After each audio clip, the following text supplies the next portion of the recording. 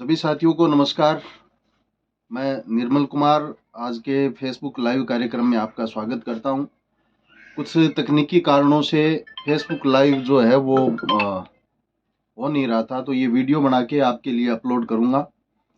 साथियों, कल से साथियों के फ़ोन आ रहे हैं कि क्लेम जारी हो गया। कौन सा क्लेम जारी हुआ है, तो ये अब तक की जो अपडेट है उसके बारे में आप लोगों के सामने चर्चा कर रहा हूँ। पिछले 4-5 दिन पहले सरकार ने रबी 2023-24 की प्रीमियम सब्सिडी बीमा कंपनी को जारी की है। कुछ साथियों के पास फ़ोन सरकार के द्वारा बीमा कंपनी को आपके प्रीमियम के पेटे कितने रुपए प्रीमियम जमा किया है उसका मैसेज आ रहा है, और कुछ साथियों के पास गेहूं और सरसों का क्लेम जो बन रहा था वो खाते में जमा होने का मैसेज भी आया है।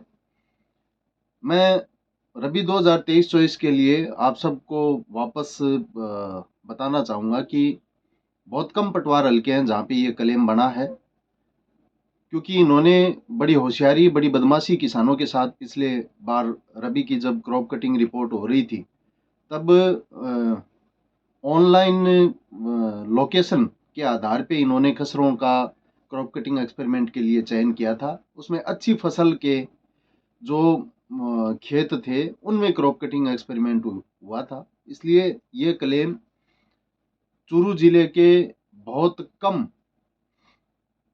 पटवार हलकों में बन रहा है। और इसमें क्योंकि बीमा कंपनी के पास जितना प्रीमियम आया था उससे कम क्लेम जो है वो देना पड़ रहा है, इसलिए ये इस क्लेम को जल्दी से जारी कर रहे हैं। बाकी जो मुद्दे हैं, बाकी जो क्लेम हैं, उनको लेकर के अभी सरकार और बीमा कंपनियों में एक अजीब तरीके की रस्साकसी है, क्योंकि 2023 जहां रिलायंस कंपनी का सवाल है, इन्होंने जितनी भी आपत्तियां खरीफ 2023 में लगाई थी वो सारी आपत्तियां डीजीआरसी की मीटिंग के माध्यम से उनका निस्तारण हो चुका है। राजस्थान सरकार को उस क्लेम के अंतिम फैसले के लिए भेजा हुआ है। लेकिन आप सबको पता है कि सरकारें फसल बीमा योजना में, फसल बीमा अधिसूचना में बहुत सारे संशोधन समय समय पे करती रहती है।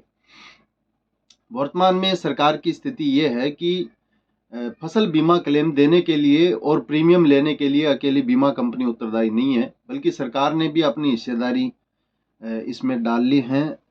सरकार का जो चरित्र होता है वो लोक कल्याणकारी होता है, इसमें नफा और नुकसान नहीं देखा जाता। लेकिन सरकार ने पिछले साल खरीफ 2023 में अधिसूचना में संशोधन करके बीमा कंपनी के लॉस और प्रॉफिट में अपने शेयर शामिल कर लिए। तो हुआ ये है खरीफ 2023 में कि बीमा क्लेम जब आपका प्रीमियम के मुकाबले 130% बनता है वहां तक तो बीमा कंपनी उत्तरदायी है, लेकिन उससे ऊपर अगर क्लेम बनता है तो वो क्लेम राशि है वो सरकार अपनी तरफ से देगी। वैसे ही जैसे प्रीमियम में इन्होंने कर दिया कि जब क्लेम कैलकुलेशन होगा और प्रीमियम के मुकाबले क्लेम अगर 70% तक देना पड़ा तो पूरा का पूरा प्रीमियम, जो एक्सेस प्रीमियम है, जो बचा हुआ प्रीमियम है वो बीमा कंपनी रखेगी। अगर 50% देना पड़ा तो 30% जो बचा हुआ क्लेम है वो कंपनी रखेगी, 20% सरकार रखेगी। तो इसी तरीके से 130% अगर क्लेम बनता है तो बीमा कंपनी देगी, और 150% अगर क्लेम बनता है तो ऊपर का 20% है वो सरकार देगी। तो सरकार के सामने चुनौती ये है कि ये क्लेम जो है वो 130% से ऊपर बन रहा है, इसलिए सरकार ऊहापोह की स्थिति में है। अभी इसके ऊपर कोई निर्णय 4 महीने होने के बावजूद भी लेने की स्थिति में नहीं है। 4 महीने तो डीजीआरसी के माध्यम से, मीटिंगों के माध्यम से इनकी आपत्तियों के निस्तारण को हो चुके हैं। बाकी आप ताज्जुब करेंगे, 2023 खरीफ की बात हम 2025 में करने जा रहे हैं, अभी तक सरकार इसके ऊपर है नहीं। खरीफ 2022 में बहुत सारे पटवार हलकों में जहां बीमा कंपनी की आपत्तियां थी एसबीआई जनरल इंश्योरेंस के माध्यम से, उन आपत्तियों का निस्तारण हो चुका। डीजीआरसी जिला के माध्यम से भी हो गया, एसजीआरसी जो स्टेट है उसके माध्यम से भी हो गया। बीमा कंपनी ने भारत सरकार में इसकी अपील कर रखी है, वहाँ पे अभी तक इसके बारे में कोई प्रोग्रेस हमारे सामने अभी है नहीं, अभी तक हमें इसके बारे में अवगत करवाया गया नहीं है। खरीफ 2023 का हमारा जो मसला है, इसमें आधे से ज़्यादा पटवार हलकों का उनकी आपत्तियों का निस्तारण करके जिला कलेक्टर के माध्यम से राज्य सरकार के निर्देश और मार्गदर्शन से डीजीआरसी की मीटिंग करके हो चुका है। सिर्फ स्टेट गवर्नमेंट को ये कहना है कि इन पटवार हलकों का क्लेम जारी किया जाए। वहाँ पे उनका ऑब्जेक्शन था कि फसल कटाई प्रयोग होने के समय हमें सूचना नहीं दी गई, हमें मौके पे हमारी मौजूदगी में नहीं हुआ, हमें लेके नहीं गए हमारे बीमा कंपनी के प्रतिनिधि को। तो जहाँ पे उनके सूचना के ऊपर हस्ताक्षर हैं और उनकी मौजूदगी के फोटोग्राफ वगैरह हैं, उन पटवार हलकों का फैसला हो गया। जहाँ पे उनकी सूचना के कोई एविडेंस नहीं है, जहाँ पे उनके उपस्थिति के कोई एविडेंस नहीं है, वहाँ पे राज्य सरकार ने भारत सरकार को लिखा है कि इस स्थिति में देश के अंदर अगर कहीं दूसरी जगह कोई इस तरीके का घटनाक्रम हुआ है, उसमें अगर भारत सरकार ने इसका निस्तारण किया है तो हमें मार्गदर्शन करे। वो मार्गदर्शन भी अभी भारत सरकार ने राज्य सरकार को किया नहीं है। ये खरीफ 21 की स्थिति है।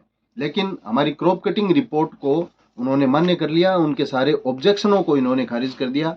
सारे ऑब्जेक्शन जो थे एक सेट परफॉर्मे में थे। 171 पटवार हलकों के फसल कटाई प्रयोगों के ऊपर इन्होंने आपत्तियां पेश की थी।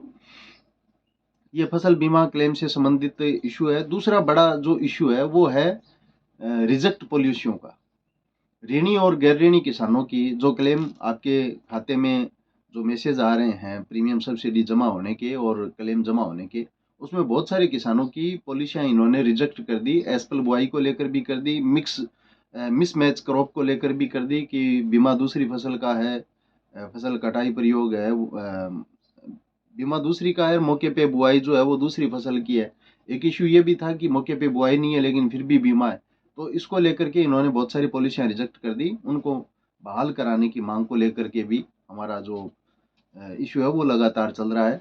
तो कल अखिल भारतीय किसान सभा जिला कमेटी की मीटिंग चूरू में हुई है, जिसमें हमने 13 फरवरी को कलेक्ट्रेट चूरू पर प्रदर्शन का आह्वान किया है। उसमें बकाया फसल बीमा का इशू है, खरीफ 2021-22 और खरीफ 23 रबी 23-24 की रिजेक्ट पॉलिसियों का इशू भी है, इसमें हमने शामिल किया है। दूसरा जो बड़ा सवाल है वो है बिजली को लेके। हमने इसमें कृषि कनेक्शनों के बकाया कनेक्शन जो हैं उनको तुरंत जारी करने की मांग की है और सिंचाई के लिए 6 घंटे अच्छी गुणवत्ता की बिजली की मांग हमने इसमें की है। ग्रामीण व शहरी क्षेत्र में आबादी भूमि का विस्तार करने तथा बसे हुए लोगों को रिहायशी पट्टे जारी करने की मांग इसमें शामिल की है। मूंग की फसल समर्थन मूल्य पर तुलवाई हेतु रजिस्ट्रेशन पोर्टल चालू करने की मांग इसमें की है। चौधरी कुमाराम लिफ्ट कैनाल का पूरा निर्माण किया जाए। नवनिर्मित सरदार सर वितरिका, सावा वितरिका, गाजवास माइनर के निर्माण के लिए अवाप्त भूमि की डीएलसी दर का 4 गुना मुआवजा दिया जाए तथा सिंचाई हेतु पानी इन माइनर और वितरिकाओं में छोड़ा जाए। मनरेगा में 200 दिन व 600 रुपये मजदूरी की जाए। मजदूरी का भुगतान समय पे किया जाए। बिजली के निजीकरण पे रोक लगाई जाए। साथियों, बहुत बड़ा इशू है बिजली के निजीकरण का। अकेले राजस्थान में नहीं, पूरे भारत के अंदर पूरी जो पावर है, पूरी बिजली है वो सरकार अडानी और अंबानी को देने जा रही है। और स्मार्ट मीटर के नाम पर न केवल कृषि कनेक्शनों के जो ट्यूबवेल के किसान हैं उनको परेशानी होगी, बल्कि आम उपभोक्ता को भी इसमें परेशानी होगी। इसमें सिस्टम आने वाले समय में ये करने वाले हैं जैसे मोबाइल में रिचार्ज है, रिचार्ज करवाओ, जितने दिन का रिचार्ज है उतनी बिजली चलेगी, उसके बाद में कट हो जाएगा। तो कृषि कनेक्शनों पे जो सब्सिडी मिलती है किसानों को, उस सब्सिडी को ख़त्म करने की तरफ ये उठाया गया कदम है। तो ये जानकारी आप लोगों के सामने शेयर करनी थी। आज नेटवर्क प्रॉब्लम है, मेरे पास एयरटेल का नेटवर्क है, ये लग नहीं रहा। जैसे ही नेटवर्क में आएंगे ये वीडियो आप लोगों तक पहुंच जाएगा। सभी साथियों को धन्यवाद, नमस्कार।